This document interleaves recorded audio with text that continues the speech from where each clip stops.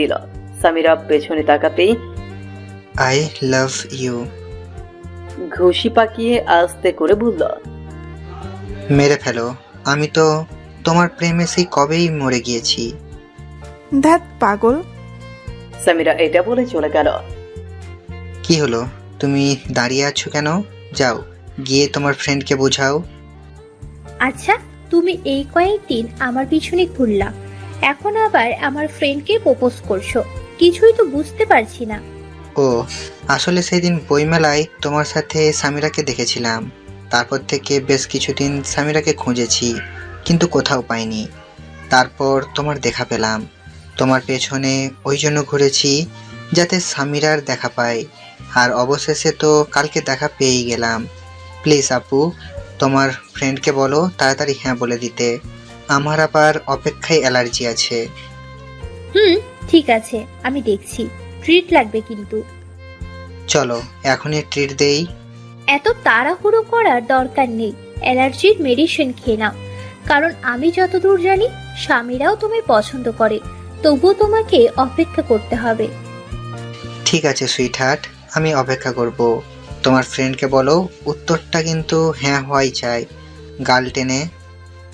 এই ফাজিল ছেলে, গালে হাত দিলি কেন? রাগ করো কেন শালিকা?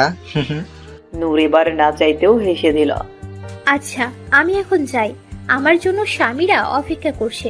কি রে দোস্ত, আজকে টিউশন করে গেলি না? সামিরা রুমে বসে আছে।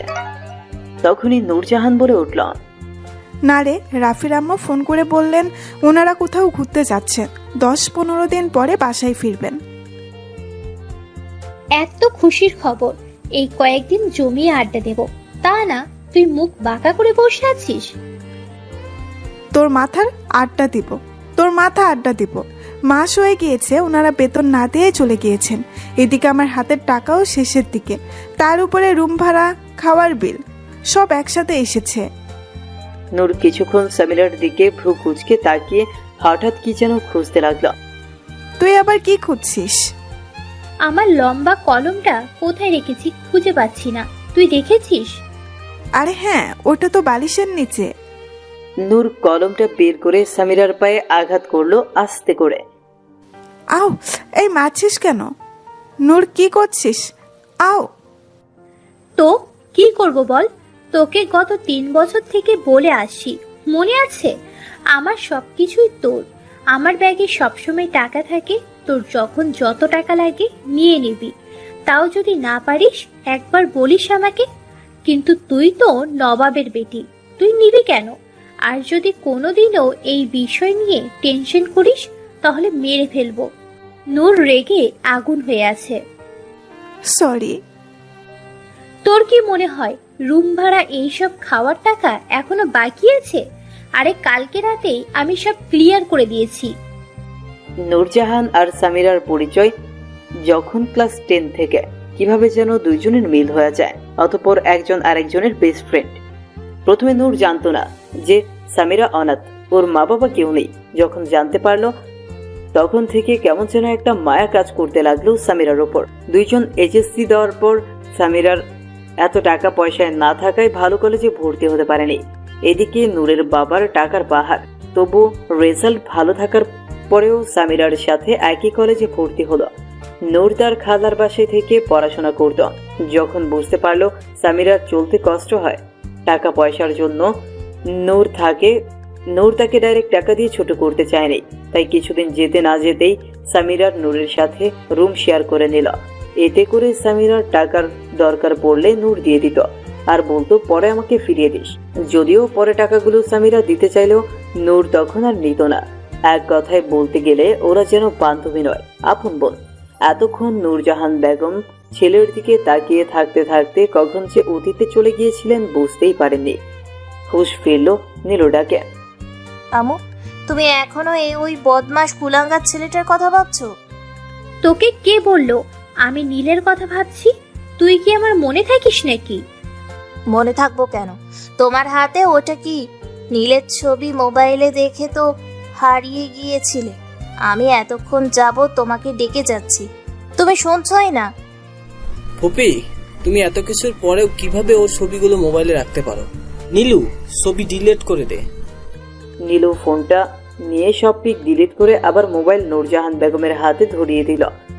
যেখানে বাসার কারো সাহস নেই নূরজাহান বেগমের সামনে দাঁড়িয়ে কথা বলার, সেখানে আজকে সবাই মুখে মুখে কথা বলছে, শুধু চুপ করে আছেন নীলের অপকর্মের জন্য। বিকেলে ছাদে হাফ গেঞ্জি পরে বসে আছে নীল, আকাশ পানে তাকিয়ে আছে, হয়তো দিনের বেলায় চাঁদ দেখতে পাচ্ছে। পেছন থেকে রিফাতের মা ছাদে পড়ে থাকা কাপড়গুলো নিতে এসে দেখতে পেলেন নীল বসে আছে। হঠাৎ খেয়াল করলেন নীলের পেটে কালো দাগ, একটু কাছে গিয়ে দেখতেই চমকে উঠলেন। এ কি বাবা, তোমার পিঠে এগুলো কি? কে মেরেছে তোমায়? মানে ওটা কিছু নয়, আন্টিকে মারবে আমায়।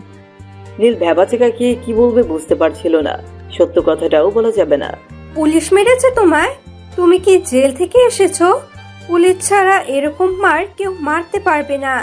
তুমি কি করেছিলে যে পুলিশ তোমায় মারলো? আন্টি, আপনি ভুল বুঝতেছেন, পুলিশ আমায় কেন মারবে? অ্যাক্সিডেন্ট হয়েছিল তাই পিঠে কালো দাগ জমেছে। ঠিক আছে। আন্টি আর কিছু না বলে চুপচাপ চলে গেলেন। রিফাতের মা দৌড়ে রিফাতের রুমে গেলেন। এই, তুই কাকে নিয়ে এসেছিস? সত্যি করে বল, কে এই নীল? ওর পরিচয় কি? কাকে নিয়ে আসবো? তোমাকে বলেছিলাম না ও আমার ফ্রেন্ড, সিলেট থেকে ঘুরতে এসেছে। আমাকে কি মনে করিস? হ্যাঁ, আমি কিছু বুঝি না? ঘুরতে যদি আসবে তাহলে কই? আসার পর থেকে তো একবারও বাসা থেকে বের হলো না। আমি জানি ছেলেটা একটা গুন্ডা, আমি দেখেছি ওর পিছনে পিঠে কালো আঘাত, পুলিশ মেরেছে ওকে। আমার মনে হয় জেল থেকে পালিয়ে এসেছে। আমরা কোনো ঝামেলায় পড়তে চাই না, তুই এখনই ওকে বাসা থেকে বের করে দে, না হলে আমি পুলিশ ডেকে ধরিয়ে দেব। আম্মু, তুমি নীলকে ভুল বুঝতেছ। আসলে হয়েছে, সবকিছু বললো তার মাকে, তাই বিপদে পড়ে এখানে এসেছে। কিছুদিন পর আবার চলে যাবে। তুই সত্যি বলছিস তো? বিশ্বাস না হলে তুমি নিজে নীলকে বাসা থেকে বের করে দাও। ও আচ্ছা, তুই নীলকে নিয়ে আয়, আমরা ওকে নিয়ে ডাক্তারের কাছে যাব। কি? নিচে আয়। কেন? আম্মু তোকে নিয়ে ডাক্তারের কাছে যাবে। আরে না, লাগবে না, অমনি ঠিক হয়ে যাবে। থাপ্পড় দেবো নাকি আসবি? তুই আমাকে বলিসনি কেন? আজকে 3-4 দিন পার হয়ে গেল, আম্মু না দেখলে তো তুই কাউকে কিছুই বলতি না। আরে মামা, তেমন কিছু নয়। আচ্ছা ঠিক আছে, চলো। তুই এমন কেন? আচ্ছা বাদ দে ওসব, আমার জন্য একটা কাজ দেখ প্লিজ। বুঝলাম না, তুই কাজ করবি কেন? তোর কাজের কি দরকার? রিফাত, আরে আমার কাজ লাগবে, তাছাড়া আমি আমার পড়াশোনা তোদের এখানেই করব, টাকা পয়সারও তো দরকার আছে। কি কাজ জানিস তুই বল, আমি দেখবো কি করা যায়। যে কোনো কাজ দিয়ে আমি পারবো। বলা যতটা সহজ, করা ঠিক ততটা কঠিন। তাছাড়া কাজ না জানলে তোকে কেউ কাজ দেবে না। এই আমি গাড়ি চালাতে জানি, ড্রাইভিং। লাইসেন্স আছে? না। তাহলে তোকে কে গাড়ি দেবে? আচ্ছা তবুও তুই দেখ কিছু একটা করা যায় কিনা। আচ্ছা টিউশনই করাতে পারবো। আচ্ছা দেখা যাবে, চল ফ্রেশ হয়ে বাইরে আয়, আম্মু অপেক্ষা করছেন। 2 দিন পর এই নীল, হেদিকে আয়। রিফাত রুমে বসে ফোন ঘাটছে আর নীল তখন ব্যালকনিতে ছিল। কি হয়েছে? মামা, তোর চাকরি হয়ে গিয়েছে। কি বলছিস, সত্যি? আমাদের এলাকায় এক হুজুরের বাড়িতে ওনার মেয়েকে মাদ্রাসায় নিয়ে যাবে, আবার নিয়ে আসবে। আর সন্ধ্যার পরে তুই চাইলে ওনার ছোট মেয়েকে টিউশন পড়াতে পারিস। মামা I love you, thank you. মামা রিফাতকে জড়িয়ে ধরলো। হয়েছে, আর মায়া দেখাতে হবে না। উনি তোকে দেখতে চাইছেন, এখনো চাকরি হয়নি, সো বিকেলে ওনার বাসায় যাব। আরে মামা তুই থাকতে এত টেনশন করা লাগবে না, আমি জানি চাকরি হয়ে যাবে। বিকেলে বসে আছে হুজুরের বাসায়। আসরের নামাজ পড়ে হুজুর আমাদের সাথে দেখা করলেন। আসসালামু আলাইকুম। দুইজন একসাথে সালাম দিলাম। ওয়ালাইকুম আসসালাম। ভালো আছেন মামা? আলহামদুলিল্লাহ, তুমি ভালো আছো? জি ভালো। রিফাত, এই কি সেই ছেলে? জি। তুমি গাড়ি চালাতে জানো? 3 বছর গাড়ি চালিয়েছি। লাইসেন্স আছে তো? না মানে ওইটা নেই। তুমি ড্রাইভিং কে শিখিয়েছিল আর লাইসেন্স নেই, জানার পরে কি তোমায় গাড়ি দিয়েছিল? কেউ শিখায়নি, আমি একা একা শিখেছি। আর গাড়ির কথা বলছেন, ওটা আমার গাড়ি, আম্মু আমাকে গিফট দিয়েছিলেন। তোমার নিজেরই যখন গাড়ি আছে, তাহলে আমার গাড়ি চালাতে চাইছো? বুঝলাম না কিছু। ওই মানে মামা, ওর বাসা সিলেটে, এখানে পড়াশোনা করতে এসেছে। তাছাড়া আন্টি নীলের উপর রেখে টাকা পাঠানো বন্ধ করে দিয়েছেন। খুব বেশি টাকা অপচয় করে তো তাই এখন পড়াশোনার জন্য নিজেই টাকা ইনকাম করতে হবে। আপনি প্লিজ ওকে এই চাকরিটা দিয়ে দিন। আচ্ছা বুঝলাম, তা টিউশনিও করবে? হ্যাঁ। এই নাও গাড়ির চাবি। কাল থেকে তোমার কাজ সকাল 9টার আগে আমার বাসায় পৌঁছে আমার মেয়েকে মাদ্রাসায় দিয়ে আসবা, আবার বিকালে 4টায় নিয়ে আসবা। এর ভিতরে অন্য কাজ করতে পারো। তুমি কলেজেও যেতে পারবে। মাঝে মতো আমি কোথাও বের হলে আমাকে নিয়ে যাবে। আর 7টার পরে আমার ছোট মেয়েকে পড়াতে আসবা, 1 ঘন্টা পড়াবা। ঠিক আছে, আমি কালকে সময় মতো চলে আসব। আর শোনো, তোমার বেতন গাড়ি যে চালাবা তার জন্য 8,000 টাকা, কারণ আমার আগের ড্রাইভারকেও একই বেতন দিতাম। আর টিউশনের বেতন তোমার পড়াশোনার উপরে নির্ভর করে দিবে। সেদিনের মতো চলে আসলাম। পরের দিন সকালে সঠিক টাইম মতো পৌঁছে গেলাম ওদের বাসায়। 30 মিনিট আগে এসেছি। এসে বসে আছি। কিছুক্ষণ পরে একটা মেয়ে আসলো, সাথে পিচ্চি আর একটা বোরকা পরা, হাতে পায়ে মোজা পরা, চোখগুলো দেখা যাচ্ছে না। এসে গাড়িতে বসে পড়ল। মনে হয় এটাই। আর কেউ আছে কিনা জিজ্ঞেস করলাম। জি না, আর কেউ নেই, আপনি চলুন। জি। বিসমিল্লাহ বলে চাবি ঢুকিয়ে সেলফ নিতে গিয়ে গাড়ি একটা ঝাঁকুনি দিল। গাড়ি নিউট্রাল না করেই সেলফ নিতে গিয়েছিলাম। এই যে ভাইয়া, আপনি আদৌ কি পারেন গাড়ি চালাতে? হ্যাঁ, পিচ্চি মেয়েটা। আরে পারি তো। আমার মনে হচ্ছে না। অতঃপর চলতে লাগলো গাড়ি। রাস্তায় কোনো কথা নেই। 5 মিনিট পর, আচ্ছা আপু, আমরা কোন দিকে যাব? কোন দিকে যাবেন মনে? আপনি মাদ্রাসায় যাবেন? বড়টা তো কোনো কথাই বলছে না। আমিও সেটা বলছি। মাদ্রাসা কোন দিকে আমি তো জানি না, একদিন দেখিয়ে দিলেই হবে। আমিও তো জানি না, পিচ্চি রেগে কথাটা বলল। ঠিক আছে বড় আপু, আপনি কোনো কথা বলছে না। আপনি হয়তো জানেন, বলুন না প্লিজ। আজকে দেখিয়ে দিলেই হবে। আপনি সোজা যেতে থাকুন, পয়েন্টে গিয়ে ডান দিকে ঢুকবেন। এখন কোন দিকে যাব? আবার ডান দিকে যান, সামনে মাদ্রাসা। বিকেলে ওদেরকে বাসায় পৌঁছে দিয়ে আমি রিফাতের বাসায় চলে আসলাম। ফ্রেশ হয়ে রিফাতের সাথে আড্ডা দিয়ে 7টার আগে আবার ওদের বাসায় চলে গেলাম পিচ্ছি মেয়েটাকে পড়াতে। ও সরি, ওর নাম সুমাইয়া তাবাসসুম তুবা। আচ্ছা স্যার, আপনার নাম কি? তুবাকে পড়াচ্ছিলাম, হঠাৎ করে প্রশ্নটা করে বসলো। জি, আমার নাম নীল। শুধুই নীল, লাল নয়? মানে? মানে আপনার নাম শুধুই কি নীল? নীল আগে পিছে কিছু নেই? অব্র মাহমুদ নীল। খুব সুন্দর তো নামটা আপনার। আচ্ছা, আপনার ফ্যামিলিতে কে আছেন? তুমি এত প্রশ্ন না করে পড়ায় মন দাও, ভালো হবে। আপনি এমন কেন? চুপচাপ গাল ফুলে বসে থাকেন সব সময়। আরে কি বলছো এসব? আমি মোটেও এরকম নই। আচ্ছা তুমি তো ক্লাস 5-এ পড়ো, তোমার আপু কোন ক্লাসে পড়েন? আরে হ্যালো, আমার আপু পড়ে না, পড়ায় টিচার।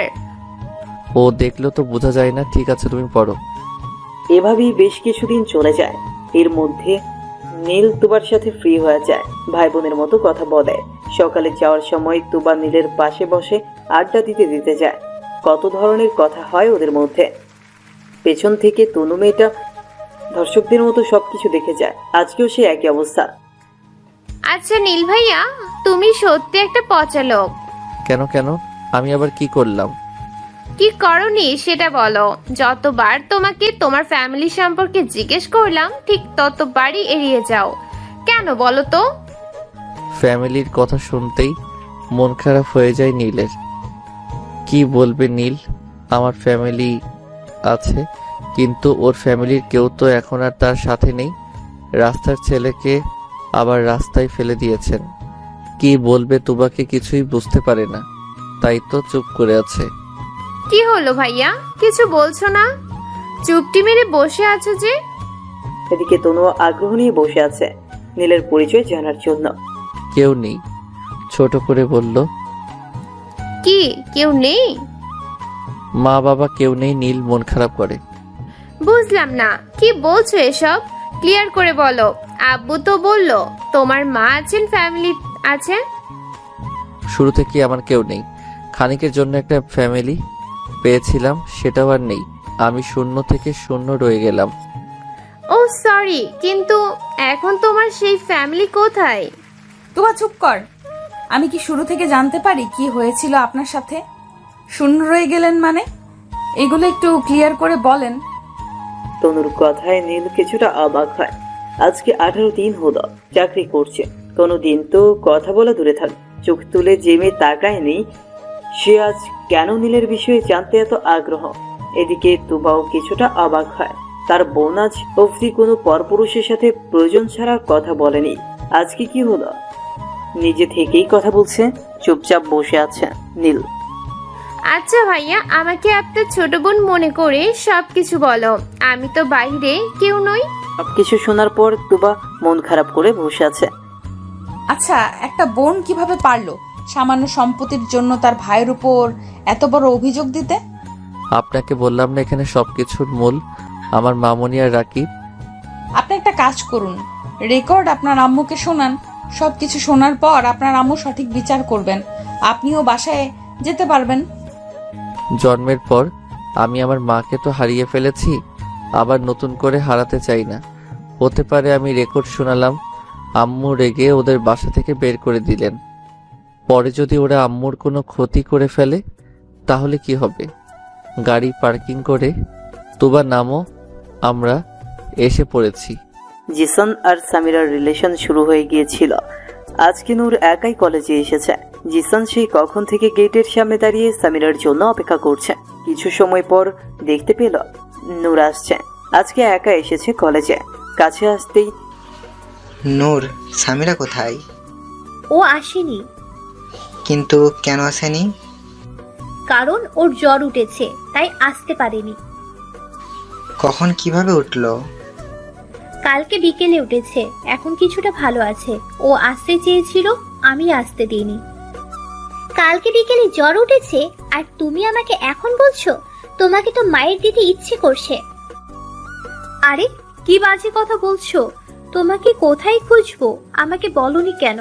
আর তুমি জেনে কি করতে শুনি? এই শালিকা, দূর হ, আমি গেলাম আমার কলিজাকে দেখতে। জিসান হেঁটে যেতে লাগলো হোটেলের দিকে। যেহেতু মহিলা হোস্টেল, তাই ওয়াচম্যান তাকে ভেতরে যেতে দিচ্ছিল না। জিসান সেখানে গ্যাঞ্জাম না করে বাজারে চলে গেল। একটা বোরখা কিনে নিল, আর সাথে কিছু মেডিসিন আর খাওয়ার জন্য ফুড। বোরখা পরে খুব সহজেই ওয়াচম্যানকে বোকা বানিয়ে সামিরার রুমে চলে গেল। টোকা দিতেই সামিরা দরজা খুলে দিল। এই চাচিকে আপনি কাকে চাই? আমাকে কি তোমার চাচির মতো লাগে? জিসান মুখ থেকে কালো স্কার্ট খুলে দিল। জিসান ভেতরে ঢুকে দরজা বন্ধ করে দিল। আপনি এখানে কেন এসেছেন? কেউ দেখলে কি হবে? ও আল্লাহ, আমায় বাঁচাও প্লিজ। কেউ দেখার আগে চলে যান, না হলে আমি মুখ দেখাতে পারবো না। সামিরা খুব ভয় পেয়ে গিয়েছে, যার ফলে ওর কপালে মাথায় বিন্দু বিন্দু ঘাম জমতে শুরু করেছে। তোমার জ্বর কমেছে? মেডিসিন খেয়েছিলে? প্লিজ আমার কথা বোঝার চেষ্টা করুন, আপনি চলে যান। বুঝলাম না, তুমি ঘামছো কেন? দেখি তোমার জ্বর কেমন। কপালে হাত দিয়ে। ও গড, এখনো তো কমেনি। এদিকে আসো, এখানে বসো আর চুপচাপ ফুডগুলো খেয়ে মেডিসিন খেয়ে নাও। জিসান সামিরাকে নিয়ে খাটে বসিয়ে দিল। এ নাও, হা করো। নিজেই খাইয়ে দিতে লাগলো। আপনি কাজটা ঠিক করছেন না, প্লিজ আপনি চলে যান। নূর জানতে পারলে আমাকে শেষ করে ফেলবে। সামিরা অনুরোধ করে বলছে, কিন্তু কে শুনে কার কথা? নূর তোমায় কিচ্ছুটি বলবে না, কারণ নূর আমাকে এখানে পাঠিয়েছে। সো বেশি বকবক না করে চুপচাপ খাও। খাওয়া শেষ হলেই আমি চলে যাব। সামিরা তাড়াতাড়ি খেয়ে নিল। এই তো খাওয়া শেষ, এখন আপনি চলে যান। এত তাড়া কিসের শুনি? আর তুমি আমাকে আপনি আপনি করে বলছো কেন? কারণ আপনি আমার থেকে বড় হবেন। আবারও কয় আপনি? প্লিজ চলে যান। ঠোঁট কামড়াচ্ছে। সামিরার টেনশন করলে ঠোঁট কামড়ায়। জিসানের চোখে জোড়া সামিরার ঠোঁটের দিকে চলে যায়।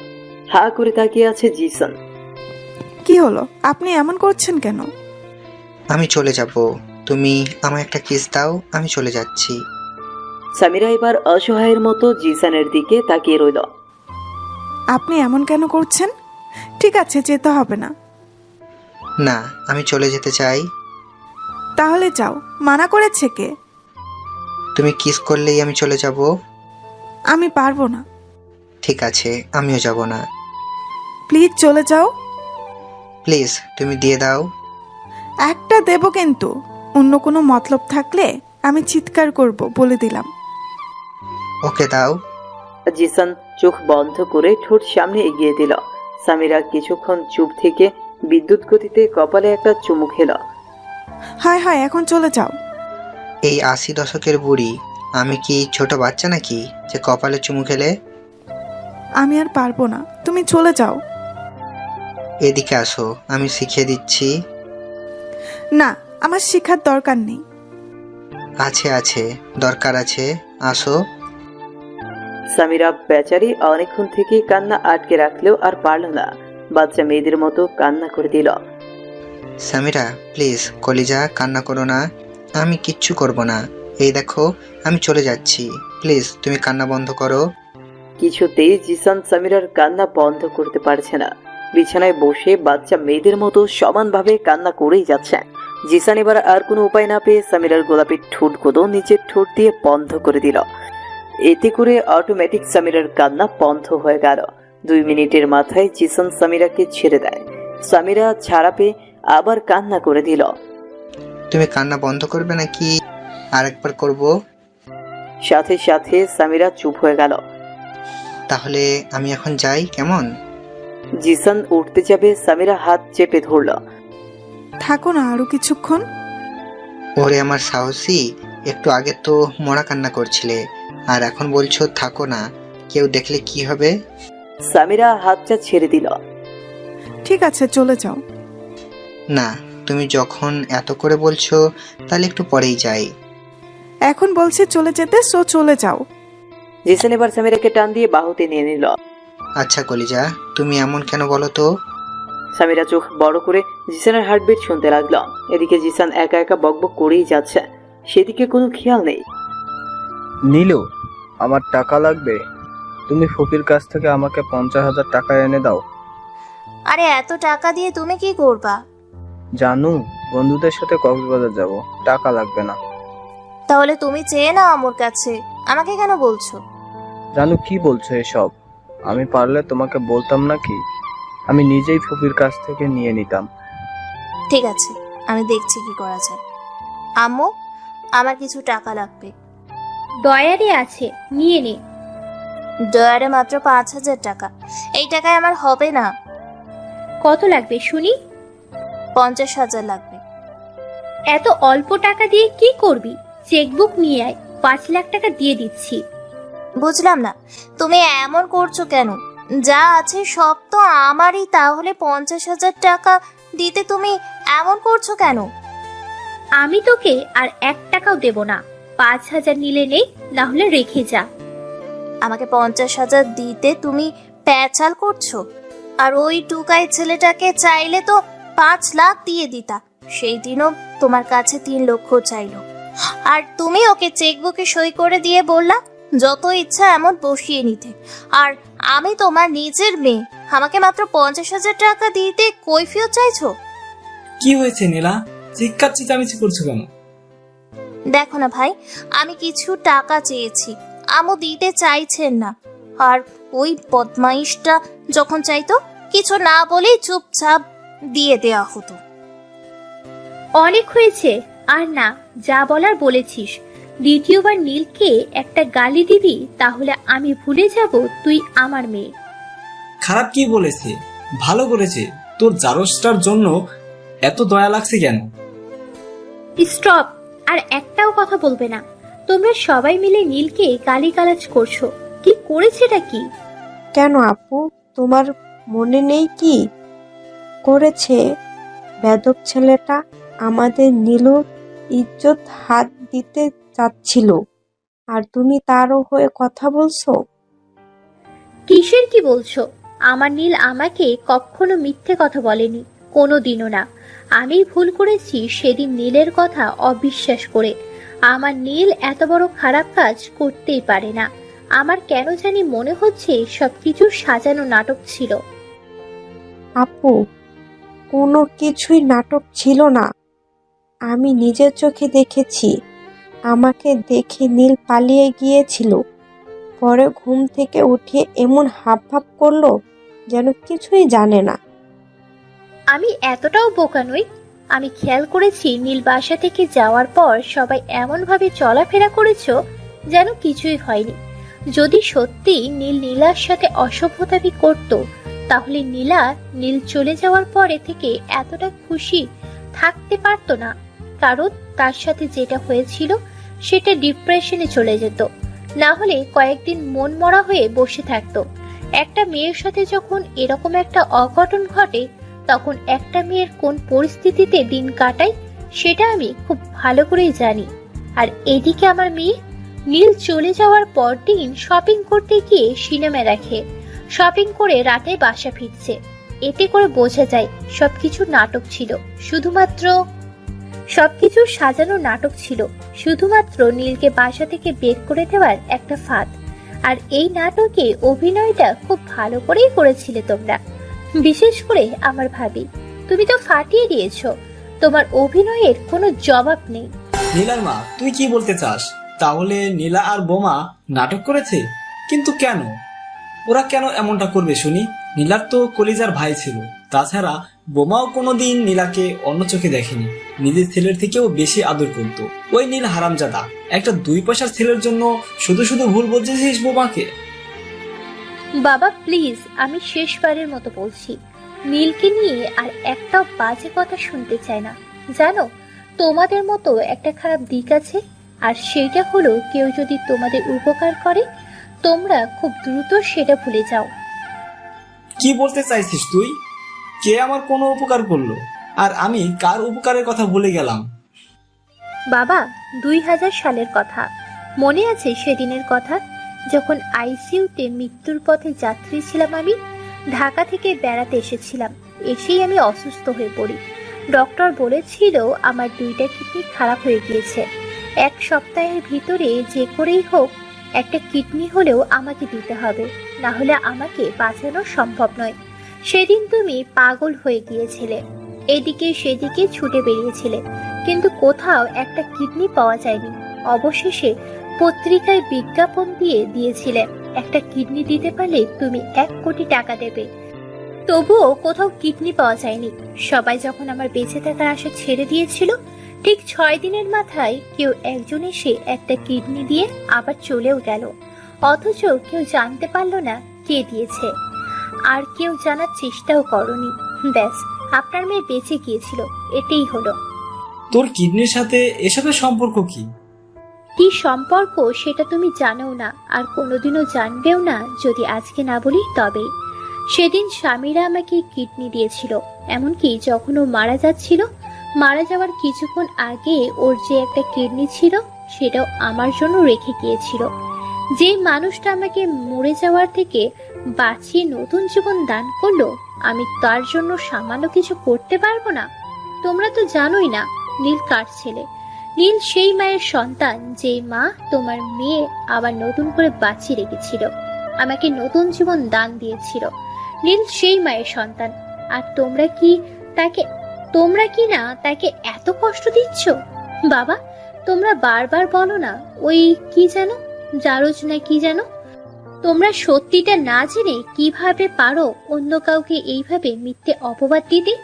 নীল কোনো জারজ সন্তান নয়, ওর বাবা আছে। ওর বাবা যে কেউ নয়, বাংলাদেশের সবচেয়ে বড় কোটিপতিদের একজন। মেঘনা গ্রুপের চেয়ারম্যান রায়হান মাহমুদের একমাত্র ছেলে জিশান মাহমুদ নীলের বাবা। ওর বাবা যদি জানতে পারে না নীল এখনো বেঁচে আছে, তাহলে 24 ঘন্টার মধ্যে ওকে খুঁজে বের করে তাকে সাথে নিয়ে যাবে, যেটা আমি চাই না। কি বলছিস এসব? নীল ও রাকিব মামুনি কেউই কোনো কথা বলছেন না, সবাই দাঁড়িয়ে চুপচাপ শুনছে। আমি শুরুতেই ভুল বলেছি সত্যটা গোপন রেখে, এই জন্যই বলিনি নীল শুনলে কষ্ট পাবে। 2000 সালের শুরুতে সরকারিভাবে স্কুল কলেজ সবই বন্ধ। নূরজাহান বাসায় আসবে, সকাল থেকেই ব্যাগ গুছিয়ে রেখেছে, আর একটু পরেই বেরিয়ে যাবে। আচ্ছা নূর, আমাকে তোর সাথে নিয়ে চল না, আমি এখানে একা একা কি করব শুনি? কি করবি সেটা তুই জানিস না? প্রেম করবি চুটিয়ে, প্রেম করবি জিশানের সাথে। আরে কি বলছিস এসব? প্লিজ আমাকে নিয়ে চল তোর সাথে। দেখ বোন, আমাকে জিশান ডাইরেক্ট না করে দিয়েছে, তোকে যেন আমার সাথে না নিয়ে যায়। এই কয়েকদিন নাকি তোর সাথে পুরো শহর ঘুরবে। আমি তোকে নিয়ে গেলে আমাকে কেলাবে। জিসান এই কথা বলেছে? হ্যাঁ, অবশ্যই বলেছে। ও না বললে আমি তোর সাথে করে নিয়ে যেতাম। আর শোন, তোর জন্য একটা গুড নিউজ আছে। কি গুড নিউজ বল শুনি। আরে ধুর, আমি দেব নাকি? নিউজটা দুলাভাইয়ের মুখে শুনে নিবি। ঠিক আছে যাও, বিদায় হও। তোকে সাথে নিয়ে যাচ্ছি না দেখে এমন করিস? প্লিজ জানো, রাগ করিস না। আমি তো আবার চলে আসবো, মাত্র 4 দিন থাকবো বাসায়। অতঃপর নূরকে টার্মিনাল অবধি ছেড়ে দিল সামিরা। বিকেলে হোটেলের ছাদে দাঁড়িয়ে আছে সামিরা, আর আকাশে হালকা কুয়াশা জমেছে, সেদিকেই তাকিয়ে আছে। হঠাৎ করে ছাদে একটা ছোট পাথর এসে পড়ল। নিচ থেকে কেউ ছুঁড়ে মেরেছে হয়তো। দূর থেকে লক্ষ্য করলো পাথরে কাগজ মোড়ানো। কাছে গিয়ে কাগজটা খুলে দেখল কিছু একটা লেখা। কলিজা, আমি নিচে অপেক্ষা করছি, তুমি এক্ষুনি রেডি হয়ে চলে আসো, তোমাকে নিয়ে একটা জায়গায় যাব, ইতি তোমার বখাটে। সামিরা খুব ভালো করেই বুঝতে পারলো এটা জিসানের কাজ। চিঠিটা পাওয়া মাত্র তাড়াতাড়ি নিচের দিকে তাকালো। দেখে সে দাঁড়িয়ে আছে একটা টি শার্ট আর একটা ছেঁড়া প্যান্ট পরা। ইশারায় বলল, 5 মিনিট দাঁড়াও, আমি আসছে। সামিরা রুমে গিয়ে রেডি হয়ে নিচে চলে আসলো। জিসান দাঁড়িয়ে আছে। এই চলো তাড়াতাড়ি। জিসান আগে থেকে একটা রিক্সা দাঁড় করিয়ে রেখেছিল। জিসান সামিরার পাশে উঠে বসলো। সামিরা একবার জিসানের দিকে তাকিয়ে, কি বললে? আমি বখাটে? কই, কে বলল? কি মনে করো আমি শুনতে পাইনি? আপনার মাথার চুলগুলো এইভাবে এলোমেলো কেন? আর মনে হয় আপনার কাছে টাকা নেই, তাই ছেঁড়া প্যান্ট পরে এসেছেন। জিসান এবার ভ্রু কুঁচকে সামিরার দিকে তাকিয়ে রইল। আপনি এভাবে বাংলা ছবির ভিলেনের মতো তাকিয়ে আছেন কেন? তুমি একটু আগে কি বললা? আমার কাছে টাকা নেই, আমি ছেঁড়া প্যান্ট পরে এসেছি, আমাকে কিছু টাকা দেবে, একটা প্যান্ট কিনবো, প্লিজ না করো না। এরকম ভিলেনের মতো না তাকিয়ে ডাইরেক্ট বলে দিলে কি হয়? আমি তো ভয় পেয়ে গেছিলাম। আচ্ছা, তোমাকে টাকা দেওয়া যাবে না, চলো তোমায় একটা প্যান্ট কিনে দেব। ঠিক আছে মামা, মার্কেটে যাও তো। জিসান সামিরার দিকে তাকিয়ে আছে, আর সামিরা শহরে থাকা সব কয়টা গাড়ির দিকে তাকিয়ে তাকিয়ে দেখছে। কি অদ্ভুত মেয়ে, কি অদ্ভুত মেয়েটা। রিলেশনের 2 বছর হয়ে গিয়েছে, এখন আমাকে আপনি আপনি করে কথা বলে। কোনোদিনও আমার বিষয় জানতে চায়নি, আর আমিও বলিনি। তবে নূর অনেকবার জিজ্ঞাসা করেছিল আমার বাসা কোথায়, বাবা কি করেন, ভাই বোন কয়জন। তখন তাকে কিছু বলেছিলাম, বাবা একটা বেসরকারি চাকরি করেন, আর ভাই বোন বলতে আমি একা। আর কিছু জানতে চাইনি, আর আমিও একবারে কিছু বলিনি। আচ্ছা, আপনি বলেছিলেন আমাকে কোথাও নিয়ে যাবেন, তা কোথায় নিয়ে যাবেন শুনি? আগে চলো, গেলেই জানতে পারবে। মামা নামেন, এসে পড়েছে। শোনো মামা, এই নাও তুমি চা পানি খাও, আমরা একটু ভেতর থেকে আসছি। জিসান রিক্সাওয়ালার হাতে 50 টাকার নোট ধরিয়ে দিল। সোজা মার্কেটের ভেতরে ঢুকে পড়ল। আচ্ছা কলিজা। এই চুপ করবেন? কি শুরু করলেন? এত লোকের ভিড়ে আপনি আমাকে কলিজা বলবেন না। ওকে সরি। চলো মহারানী, আমার জন্য একটা টি শার্ট একটা প্যান্ট কিনলো। প্রথমে আমি দিতে চেয়েছিলাম, পরে ভাবলাম না থাক না, প্রিয় মানুষটার দেওয়া কিছু। সামিরাকে নিয়ে সোজা আমার বাসায় চলে আসলাম।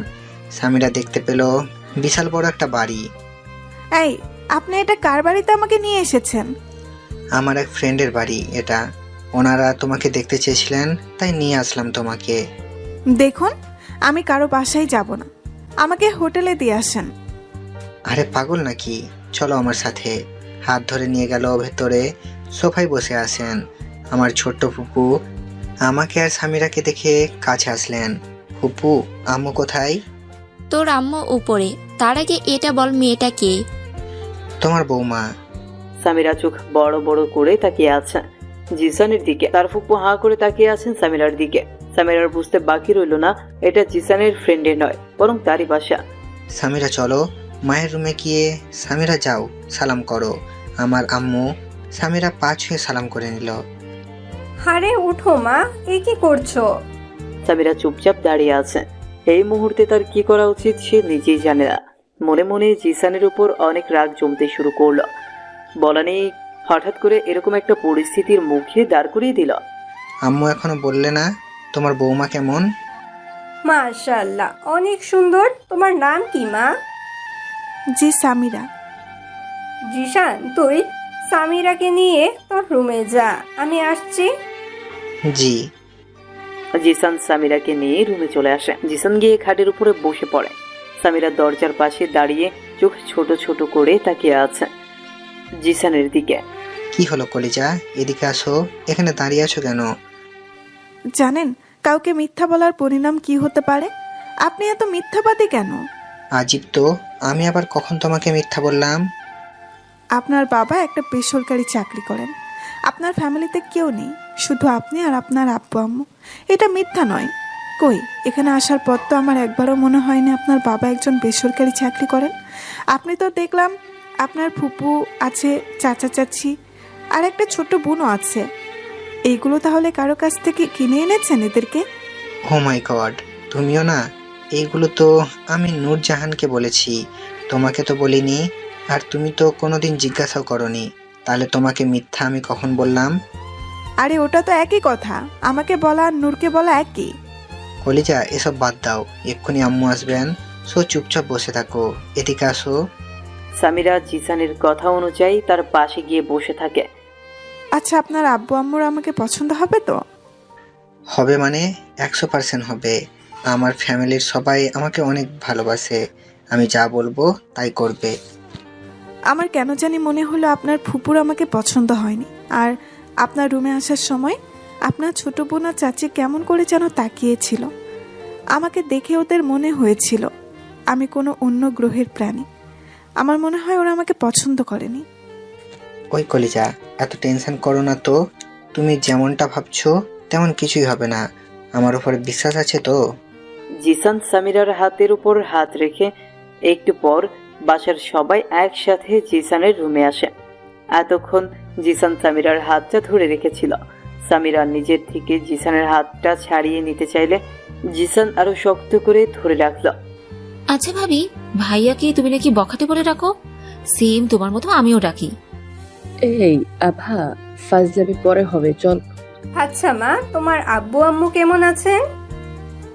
জি, মানে সামিরা একদম নার্ভাস হয়ে গিয়েছে। কি বলবে? আম্মু, ওর আম্মু আব্বু কেউ নেই। স্টুপিড, তুই আগে বলতে পারলি না? সামিরা, মন খারাপ করিস না মা, আমি জানতাম না, গাধাটা আমায় বলেনি। না, ঠিক আছে। সেদিন অনেক কথা হয়েছে। খুব সহজেই সবাই সামিরাকে আপন করে নিয়েছিল। কয়েক ঘন্টার জন্য সামিরা ভুলেই গিয়েছিল সে অনাথ, তার কেউ নেই। তখন মনে হয়েছিল তার সবই আছে। এই কয়েক ঘন্টায় তার যে সুখী এই পৃথিবীতে আর কেউ নেই। রাতে সবাই বসে আড্ডা দিচ্ছে, আমি, ফুপু আর আভা, সামিরা। তখনই আম্মু এসে বললেন আব্বু অফিস থেকে আসার সময় হয়ে গিয়েছে, সামিরাকে নিয়ে দিয়ে আসতে। আমিও আম্মুর কথা অনুযায়ী সামিরাকে নিয়ে বেরিয়ে পড়লাম। কি ব্যাপার, তা বিয়ে করব শুনি? বিয়ে মানে? আমি ওর বিয়েটি এখন করতে পারবো না। আগে আমার পড়াশোনা শেষ হবে, তারপর ওসব নিয়ে ভাববো। কিন্তু আম্মু তো বললেন যত দ্রুত সম্ভব আমাদের বিয়ের কাজটা সেরে ফেলতে। আচ্ছা, ভেবে দেখবো। সামিরাও চাইছিল বিয়েটা হয়ে যাক। জিসানের পরিবার একদিনে যতটা ভালোবাসা দিয়েছেন সেই ভালোবাসা সারা জীবন পেতে চায়। এই কয়েকদিন এইভাবেই চলে যায়। জিসানের সাথে ঘোরাঘুরি, ওর বাসে যাওয়া, আবার ওর বাবা ও চাচা অফিস থেকে আসার আগেই চলে আসা, এরকমই 5 দিন চলে যায়।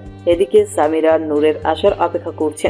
নূরের সাথে সবকিছু শেয়ার করতে হবে, না হলে ওর ভেতরে হজম হবে না। কিন্তু 5 দিন নিয়ে আজকে 10 দিন হয়ে গেল, এখনো আসার খবর নেই। তখন মোবাইলেরও যোগ ছিল না, থাকলেও খুব কম মানুষের হাতেই মোবাইল ফোন ছিল। জিসানের মোবাইল দিয়ে কয়েকদিন ওর বাসায় কল করেছিল, কিন্তু কেউ কল রিসিভ করেনি। অবশেষে আর কোনো উপায় না পেয়ে জিসানকে নিয়ে সোজা চলে আসে নূরের বাসায়। যদিও আগে অনেকবার এসেছে, তাই আসতে অসুবিধা হয়নি। ওদের বাসায় এসে দেখে বাসা তালা দেওয়া। ওয়াচম্যানকে জিজ্ঞেস করলে বলল, নূর আপাকে নিয়ে হাসপাতালে আছে সবাই। মনে হয় নূর আপা বাঁচবে না। কি হয়েছে চাচা, আমাকে বলেন। ওনার 2টা কিডনি নষ্ট হয়ে গিয়েছে। কালকের ভেতরে কিডনি না দিতে পারলে আপনাকে বাঁচানো যাবে না। এদিকে ওনার বাবা প্রায় পাগল হয়ে গেছে। একটু আগে ওনার একমাত্র ছেলে মারা গিয়েছে। আপার মাও ছোটবেলায় মারা গিয়েছেন। কান্না করে দিল। হাসপাতালের অ্যাড্রেস নিয়ে চলে যায় হাসপাতালে।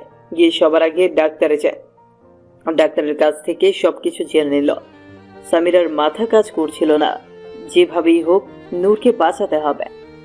যখন কোথাও কিডনি পাওয়া যায়নি তখন সামিরা সিদ্ধান্ত নেয় তার একটা কিডনি দিয়ে দিবে। জিসান তখন খুব রেগে যায়। সামিরা, তুমি পাগল হয়ে গিয়েছো? কিডনির ব্যবস্থা হয়ে যাবে, এখনো 24 ঘন্টা সময় আছে। তবুও তুমি প্লিজ এরকম করো না। আগামী 6 দিনে হয়নি, তাহলে বাকি 24 ঘন্টায় হয়ে যাবে, এটা ভেবে চুপ থাকাটা বোকামি। তাছাড়া আমার আর নূরের ব্লাড একই গ্রুপের। আমাকে যেভাবেই হোক নূরকে বাঁচাতে হবে। সামিরা, তুমি পাগলামি করছো। পরে তোমার কি হবে ভেবে দেখেছো? প্লিজ। হ্যাঁ, আমি পাগলামি করছি। আমার যা হবার আমার চোখের সামনে আমার বোনটা মারা যাবে, আর আমি তো চেয়ে চেয়ে দেখব। ও তোমার জাস্ট বান্ধবী ছিল, বোন নয়। আপনি কি জানেন ও আমার কি ছিল? 5 বছরেও আমার যতটা খেয়াল রেখেছে, আমার মা বাবা বেঁচে থাকলেও অতটা খেয়াল রাখতে পারতো না। যখন যা লেগেছে তা দিয়েছে, কখনো বান্ধবীর চোখে দেখেনি, বোনের চোখে দেখেছে। আমার সব বিপদে যেই মানুষটা আমার পাশে ছিল, তাহলে আজকে আমি কেন পারবো না? আমি অতটাও স্বার্থপর নয়। এতে আপনি যদি আরেকবার আমাকে বাধা দেওয়ার চেষ্টা করেন, তাহলে আপনার রাস্তা আলাদা, আপনি যেতে পারেন। জিসান সামিরার কথাগুলো শোনার পর আর কিছু বলতে পারে না, শুধু বলে, একটা কিডনি আমি দিয়ে দিচ্ছি, তবুও তোমাকে দেওয়া লাগবে না। আমি মরে গেলে হয়তো আমার পেছনে কান্না করার মতো কেউ নেই, কিন্তু আপনার কিছু হয়ে গেলে আপনার মা হয়তো, আপনার একটা ফ্যামিলি আছে, তারা সবাই আপনাকে কত ভালোবাসে। আপনি তাদের কথাটা একবার চিন্তা করেন। জিসান চুপসে যায়, আর কোনো কিছু বলার নেই তার। সামিরা ডাক্তারের সাথে কথা বলে অপারেশনের প্রস্তুতি নেয়। অপারেশন কমপ্লিট হয়ে গেলে পরের দিন জিসান সামিরাকে পাশে আরো বড় একটা হাসপাতাল নিয়ে আসে। এদিকে নূরের কিডনি পাওয়ার পর তো এদের জান ফিরে পেয়েছেন, তাই কে দিল তা জানার প্রয়োজন মনে করেনি। সবাই নূরকে নিয়ে পড়ে আছে। সামিরা কিছুটা সুস্থ হলে জিসান তাকে নিয়ে ঢাকায় চলে আসে। নীলের দিনকাল কিছুটা ভালো কাটছে। মাঝে মাঝে তার মায়ের জন্য মন খারাপ হয়, তখন চাইলেও আর ফোন দিয়ে জানতে পারে না। এরই মধ্যে নোয়াখালীতে রিফাতের কলেজেই ভর্তি হয়েছে নীল। সন্ধ্যা হয়ে গিয়েছে, নীল তুবাকে পড়াতে যেতে হবে। কিছুক্ষণের মধ্যেই চলে আসে তুবাদের বাসায়। আচ্ছা ভাইয়া, আপনি নামাজ পড়েন? তুবার হঠাৎ এমন প্রশ্ন শুনে নীল কিছুটা লজ্জায় পড়ে যায়। না মানে সময় করতে পারি না তাই। আপু বলেছে আজকে থেকে নামাজ পড়তে, না হলে আব্বুকে বলে চাকরি থেকে আউট করে দিবে। কি বলছো? তনু আপু এই কথা বলেছেন? আচ্ছা ঠিক আছে, নামাজ পড়বো। নীল মন খারাপ করে। এখানে মন খারাপের কি আছে? আপু তো তোমার ভালোর জন্যই বলছেন।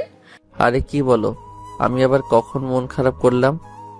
আচ্ছা নীল ভাইয়া, আমাকে আজকে ছুটি দিয়ে দাও। হ্যাঁ দেব তো, মাত্র 10 মিনিট হয়েছে, 1 ঘন্টা পরে ছুটি, এমনি দিয়ে দিব। আরে ভাইয়া এক্ষুনি দাও, আমার পড়তে পড়তে ভালো লাগছে না। তাছাড়া কালকে তো মাদ্রাসা বন্ধ। বন্ধ তো কি হয়েছে, আমি তো আর বন্ধ দেইনি। ভাইয়া প্লিজ ভাইয়া, আমি গেলাম, দৌড়ে চলে গেল অন্য রুমে। আমি অপেক্ষা করতে লাগলাম, 5 মিনিট পর আবার আসলো। এ কি নীল ভাইয়া, তুমি এখনো যাওনি? প্লিজ চলে যাও। আম্মু যদি দেখে তুমি এখনো বসে আছো, তাহলে আমাকে আবার পড়তে বসতে হবে। আর হ্যাঁ, কালকে বিকেলে চলে আসবা, আমরা শপিং করতে যাব। পরের দিন সময় মতো পৌঁছে গেলাম ওদের বাসায়। তনু, তুবা, ওর আম্মু আর তনুর মামাতো ভাই শাওন বাইক নিয়ে যাচ্ছে। গাড়িতে ওঠার পর তুবা আমার ফোনটা নিয়ে গেল, পাশে বসে গেমস খেলতে শুরু করলো। তনু আর ওর মা পেছনে বসে আছেন। নীল ভাইয়াকে যেন বারবার হোয়াটসঅ্যাপ মেসেজ করছে নিশিতা নামের একটা মেয়ে। আমি তো গাড়ি চালাচ্ছি, ব্লক করে দাও। কে এই মেয়ে? কে এই মেয়েটা ভাইয়া? তুবা বেশি বেশি হয়ে যাচ্ছে, তুই ওনার পার্সোনাল বিষয় জেনে কি করবি? ফাজিল একটা। আম্মু, আপু আমাকে ধমকাচ্ছে কেন? আমি তো ওনার ছোট বোনের মতো, আমি কি জানতে পারি না? আবার কথায় কথায় কথা বলে। তোরা দুজন কি শুরু করলি? চুপ কর। কিছুক্ষণ পরে শপিং মলের বাইরে গাড়ি পার্কিং করে নীল বসে আছে গাড়িতে। ওনারা সবাই নীলের শপিং করছে। মেয়েদেরকে নিয়ে শপিং করা আর সমুদ্র থেকে মুক্ত খুঁজে বের করা একই কথা। 3টার দিকে এসেছিল, রাত 9টা বাজে। এখনো নীল গাড়িতে বসে আছে, ওদের আসার নাম গন্ধ নেই। অবশেষে 9:35 বেরিয়ে আসলেন বেচারা শাওন। হাতের মধ্যে অনেকটা ব্যাগ নিয়ে বেরিয়ে আসছে, দেখে মনে হচ্ছে হোঁচট খেয়ে পড়ে যাবে। আমি গিয়ে হেল্প করলাম সবকিছু গাড়িতে তুলে। শাওন বাইক নিয়ে চলে গেল, আমরাও বাসার উদ্দেশ্যে রওনা হলাম। নীল ভাইয়া, তুমি কি কিছু খেয়েছিলে নাকি? না খেয়ে আছো? আরে হ্যাঁ, খেয়েছি তো। আসার সময় মানিব্যাগ নিয়ে আসতে ভুলে গিয়েছিলাম, এখন মিথ্যে বলতে হচ্ছে, যদিও আমি কিছু খাইনি। তাহলে ভালো, আমি শাওনকে বলেছিলাম তোমাকে ডেকে নিয়ে আসতে, আমাদের সাথে কিছু খেয়ে নিতে, কিন্তু শাওন বলল তুমি নাকি খেয়ে নিয়েছ। পেছন থেকে তনু লুকিং গ্লাসের দিকে তাকিয়ে নীলকে দেখছে। তনু, জান্নাতুল ফেরদৌসি তনু, যে মানুষটা বিয়ের আগে প্রেম ভালোবাসায় বিশ্বাসী ছিল না, সেই মেয়েটাও বিয়ের আগে প্রেমে পড়েছে।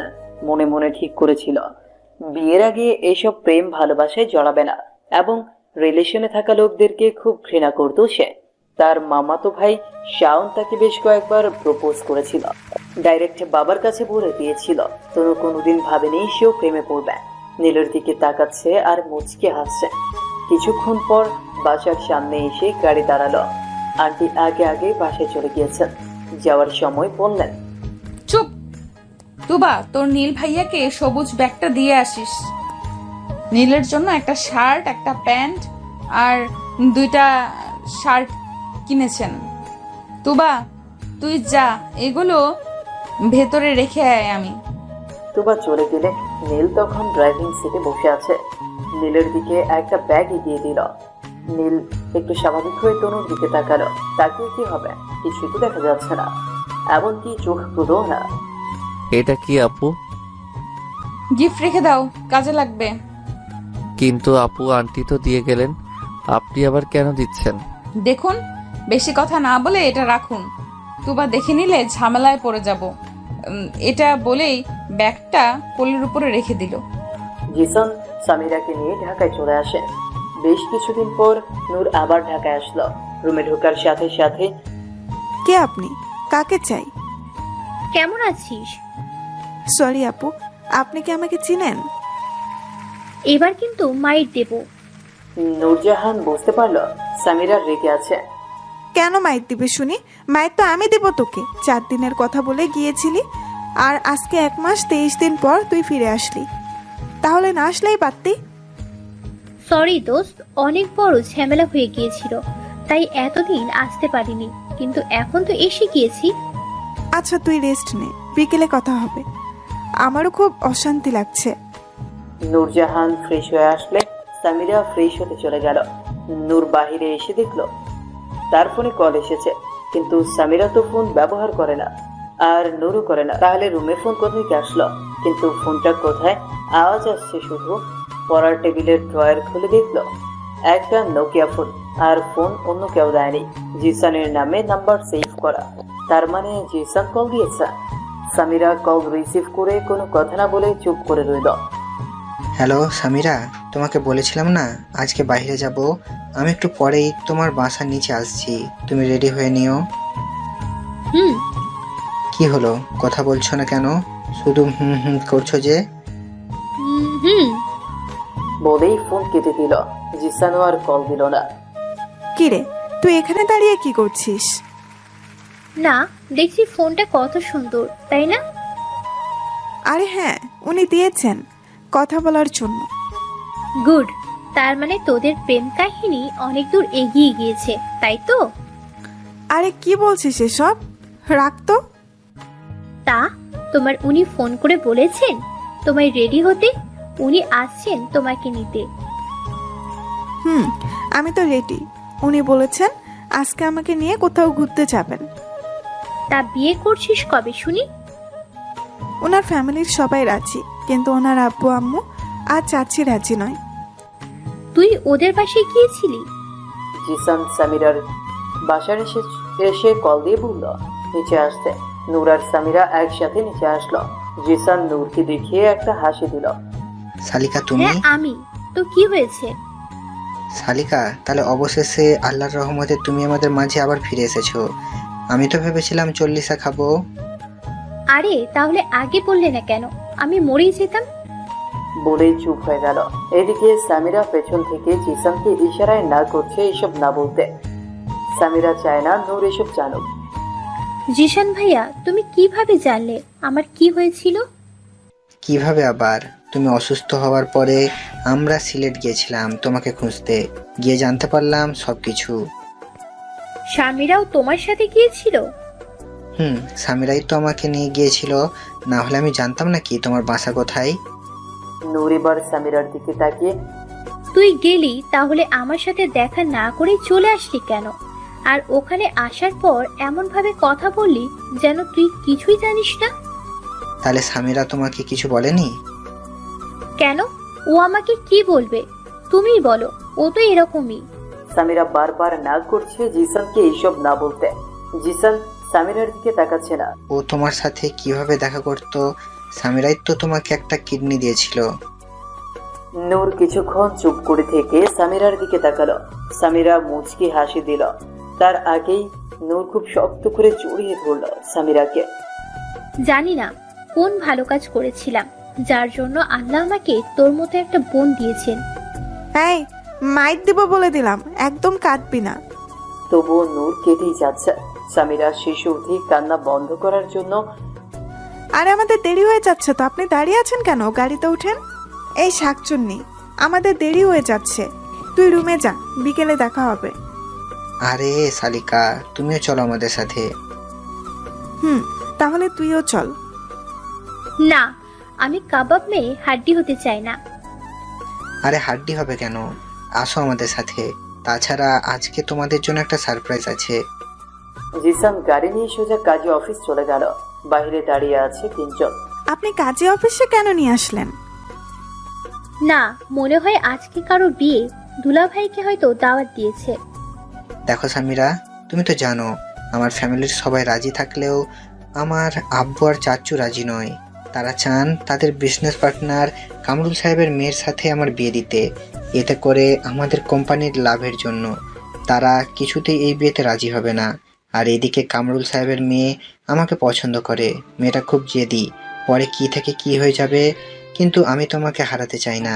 চলো আমরা বিয়ে করে ফেলি। এটা আপনি কি বলছেন? ফ্যামিলি ছাড়া আমি বিয়ে করতে পারবো না। আপনার আব্বু রাজি নয়, ওনাকে আগে রাজি করান, তারপরে বিয়ে করব আমরা। আমরা যদি এখন এইভাবে কাউকে না জানিয়ে বিয়ে করে নেই তাহলে পরে কেউ মেনে নিবে না। আর আপনার আম্মু, উনি তো আমাকে বলেছিলেন আঙ্কেলকে রাজি করাবেন। তাহলে আপনার এত তাড়া কিসের? হ্যাঁ ভাইয়া, এরকম কাউকে না জানিয়ে বিয়ে করা ঠিক হবে না। দেখো নূর, তুমি আর তোমার বান্ধবী জানো না আমার ফ্যামিলির সম্পর্কে, তাই এমন বলছো। আমরা একবার বিয়ে করে নিলে সবাই মেনে নিবে, না হলে যে কোনো মুহূর্তে আমাকে জোর করে হলেও ওই মেয়েটার সাথে বিয়ে দিয়ে দেবে। তখন আমি চাইলেও কিছু করতে পারবো না। সামিরা নূরের দিকে তাকিয়ে ইশারায় বলল। নূরও বলল বিয়ে করে নে। জিসান ভাই ভালোর জন্যই বলছে। বিয়ে করে বিকেলে বাসায় ফিরে জিসান। বাসার সবাই প্রথমে মন খারাপ করলেও পরে সবাই মেনে নিয়েছে। কিন্তু আব্বু আর চাচু এখনো অফিসে, ওনারা জানতে পারলে কি হবে এটা ভেবে টেনশনে আছে জিসান। সন্ধ্যার পরে জানতে পারলো কামরুল সাহেবের মেয়ে রুহি হাতের শিরা কেটে হাসপাতালে ভর্তি আছে। রাতে জিসানের বাবা আর চাচা পাশে আসলে ওরা ডাইরেক্ট বলে দিলেন সামিরাকে ডিভোর্স দিতে আর রুহিকে বিয়ে করার জন্য। এতে জিসান মানা করলে তাকে বাসা থেকে বের করে দেওয়া হয়। জিসানের অ্যাকাউন্টে যথেষ্ট টাকা ছিল, তা দিয়ে 10 বছর আরামসে চলে যাবে। তাই এত টেনশন না করে সামিরাকে নিয়ে চলে আসে। আর্জেন্ট একটা বাসা খুঁজে বের করে সামিরাকে নূরের কাছে রেখে আসে। বাসা ম্যানেজ হয়ে গেলে যা যা লাগে সবকিছু কিনে নিয়ে আসে। 2 দিনের ভেতরে বাসাটা সুন্দর করে সাজিয়ে নেয়। এত কিছু একা করতে পারতো না যদি রাহুল না থাকতো। পরে সামিরাকে নিয়ে আসে ওর বাসায়। আজকে তাদের বাসর রাত। জিসানকে আজ খুব হাসি খুশি লাগছে। সন্ধ্যা হবার আগে জিসান গিয়ে সামিরার পাশে বসে আছে। সামিরা মন খারাপ করে বসে আছে। কি ব্যাপার বউ, তুমি মন খারাপ করে বসে আছো কেন? ফ্যামিলির বিপক্ষে গিয়ে বিয়ে করাটা কি খুব জরুরি ছিল? আরে কয়টা দিন অপেক্ষা করলে কি হতো? এই আজকে জানো কিসের রাত? বাসর রাত। সো আজকে কোনো ইমোশনাল কথাবার্তা হবে না।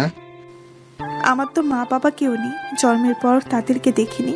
মা বাবার ভালোবাসা কেমন হয় তাও আমার জানা নেই। কিন্তু যখন থেকে তোমার বাসায় গিয়েছিলাম আমার এক মুহূর্তের জন্য মনে হয়নি আমার মা নেই। কখনো আমি ভাবিনি আমার কেউ নেই। মনে হচ্ছিল আমার যা আছে এই পৃথিবীতে আর কারো নেই, কিন্তু আপনি সেটাও কেড়ে নিলেন। আমাকে একটা কথা দিবেন? বলো কি কথা? যত তাড়াতাড়ি সম্ভব আমাকে আমার আপনজনদের কাছে নিয়ে যাবেন। আপনি তাদের কিভাবে রাজি করাবেন সেটা আমি জানি না। আমাকে আব্বু আম্মু চাচি আভা ওদের কাছে যেতে হবে। ওই বউ, সব হবে। তার আগে একটা বেবি লাগবে, তাহলেই দেখবে সব অসম্ভব সম্ভব করা যাবে। আপনার মাথায় কি এসব চিন্তা ছাড়া আর কিছু আসে না? আছে তো, আরে অনেক কিছু আছে। আচ্ছা কান্না করছো? আমি জানি না। মানে তুমি রান্না করতে জানো না? এটা অন্য কেউ শুনলে হাসবে। একটা মেয়ে নাকি রান্না করতে পারে না? দেখেন, হাসবেন না। আমাকে কেউ শিখায়নি, তাই আমি জানি না কিভাবে রান্না করে। জিসানের মনে হলো আরে ঠিকই তো, ওকে কি শেখাবে? সরি কেন? না এমনি। চলো আজকে আমি রান্না করব, আর তুমি দাঁড়িয়ে দেখবা কিভাবে রান্না করি। সামিরাকে জিসান রান্না করে নিয়ে যায়। ফ্রিজ থেকে মাংস বের করে আগে পাতিলে ভাত বসিয়ে দেয়। জিসান কাজ করছে আর সামিরা ওর পাশে বসে দেখছে মনোযোগ সহকারে। দেখতে দেখতে একটা বছর চলে যায়। বছর যেতে না যেতেই সামিরার কোল জুড়ে একটা ফুটফুটে ছেলে সন্তান জন্ম নেয়। হাসপাতালে নূর, জিসান আর রাহুল সামিরার পাশে বসে আছে। সামিরা চোখ খুলে জানতে চাইল আব্বু আম্মু এসেছিল কিনা। জিসান উত্তরে না বলে দিল। খবর দিয়েছিলাম, কেউ আসেনি, আর কাউকে আব্বু আসতে দেয়নি। এদিকে কামরুল সাহেবের মেয়ে ছেসরার মতো এখনো বিয়ে করতে চায় জিসানকে। বিয়ের পরে অনেকবার তার চাচু তাকে বলেছিলেন সামিরাকে ডিভোর্স দিয়ে চলে আসতে বাসায়। জিসান বরাবরই না করে দিয়েছিল। জিসান ভেবেছিল কেউ তার ছেলেকে দেখতে আসবে না, কিন্তু বিকেলে সব ফুল ভেঙে দিয়ে ওর চাচা সবাইকে নিয়ে এসেছেন, কিন্তু ওর বাবা আসেনি। আস্তে আস্তে সবকিছু আগের মতো হয়ে যায়। জিসান ভাবতেই পারেনি সবাই এত তাড়াতাড়ি সবকিছু মেনে নেবে, কিন্তু তাদের মনে কি ছিল সেটা জিসান বুঝতে খুব দেরি করে ফেলে। অবশেষে তার বাবাও জিসানকে ক্ষমা করে দেয়। এখন থেকে জিসানের বাবা সবকিছু তাকে বুঝিয়ে দিয়ে বাসায় রেস্ট নিচ্ছেন। জিসান আজকাল খুব বিজি থাকে, সকালে অফিসে যায় আর রাতে ফিরে আসে। অন্যদিকে নূর তো সবসময় জিসানের বাসায় থাকে, সামিরার ছেলেকে নিয়ে পড়ে থাকে। ও হ্যাঁ, তার নাম রাখা হয়েছে আব্রু মাহমুদ নীল। নীলের বয়স আজকে 5 মাস পূর্ণ হলো। এদিকে সবকিছু প্ল্যান অনুযায়ী হচ্ছিল। একদিন হঠাৎ করেই জিসানকে পাঠিয়ে দেওয়া হয় অস্ট্রেলিয়া। তার বাবা কামরুল সাহেব আর চাচা সময়ের অপেক্ষায় ছিলেন। বাসায় কিছু করা যাবে না, তাই নূরকে দিয়ে শপিং করার নাম করে তার চাচা পাঠিয়ে দেয়। যাও মা, আমার দাদা ভাইয়ের জন্য কিছু জামা কাপড় আর তোমার জন্য কিছু কিনে নিও। খুব চালাকির সাথে ড্রাইভারকে দিয়ে পাঠিয়ে দিল। সাথে নূরও ছিল। শপিং করে যখন বাসায় ফিরতে নূরের মনে হলো মলের ভেতরে দোকানে একটা ব্যাগ ভুল করে ফেলে এসেছে। নীলকে সামিরের কাছে দিয়ে নূর চলে যায়। এদিকে ড্রাইভার রাস্তার উল্টো পাশে গাড়ি নিয়ে দাঁড়িয়ে আছে। সামিরা বারবার ইশারায় বলছে গাড়ি নিয়ে আসতে, কিন্তু ড্রাইভার কিছুতেই শুনছে না। অবশেষে সামিরা রোড ক্রস করতে পা বাড়ায়। রাস্তার মাঝামাঝি চলে গেলে হুট করে একটা কার এসে সামিরাকে রাস্তার বাইরে ফেলে দেয়। তবুও সামিরা নীলকে হাত থেকে ছাড়েনি। তখনই নূর বাইরে আসে। দৌড়ে সামিরার কাছে আসার আগেই গাড়ি থেকে একটা লোক নেমে নীলকে নিয়ে যায়। যাওয়ার সময় সামিরার বুকে 2টা গুলি করে যায়। আশেপাশে থাকা লোকজন জড়ো হতে লাগলো। নূর সামিরার পাশে যেতেই বলেই চোখ 2টা বন্ধ করে নিল। এতক্ষণে লোকজন মিলে সামিরাকে হাসপাতালে নিয়েছে। গাড়ি ফেলে ড্রাইভার পালিয়ে গিয়েছে। নূর সেই গাড়ি নিয়ে বেরিয়ে পড়ে, কিন্তু যে গাড়িটা নীলকে নিয়ে গিয়েছিল সেটাকে দেখা যাচ্ছে না। যত স্পিড ছিল সব ছেড়ে দিয়েছে। একে তো 1 বাই রোড, হঠাৎ কিছুটা আন্দাজ করতে পারে। এই তো একটা গাড়ি পাগলের মতো যাচ্ছে। এতক্ষণ মদনপুর জ্যামে আটকে ছিল, এখন নূরও আটকে আছে। 2 মিনিটের মাথায় জ্যাম থেকে ছাড়া পেল, আবারও চলতে লাগলো। কিন্তু এখন আর কিছু দেখা যাচ্ছে না। নূরের চোখগুলো ভিজে উঠেছে, বারবার চোখ মুছে যাচ্ছে। হঠাৎ ডান দিকে খেয়াল করলো যে গাড়িটা চিটাগংয়ের দিকে যাচ্ছিল নীলকে নিয়ে, সেটা আবার ইউটার্ন নিয়ে ঢাকার দিকে যাচ্ছে।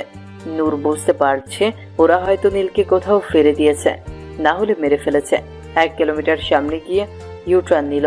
কিছু দূরে আসতেই দেখতে পেল পৌরসভার আবর্জনা ফেলার জায়গা। নূর নেমে গেল গাড়ি থেকে। ওখানে একটা লোক বসে গরু রাখছে। আঙ্কেল, একটু আগে যে একটা কালো কার এসেছিল ওটা কোন দিকে গিয়েছিল?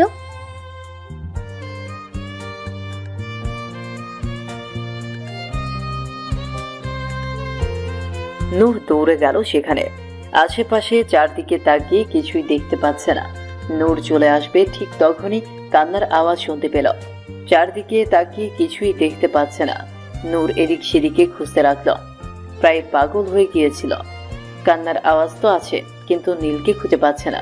নূর এবার কিছুটা শান্ত হয়ে চুপচাপ শুনতে লাগলো কোন দিক থেকে আওয়াজটা আসছে।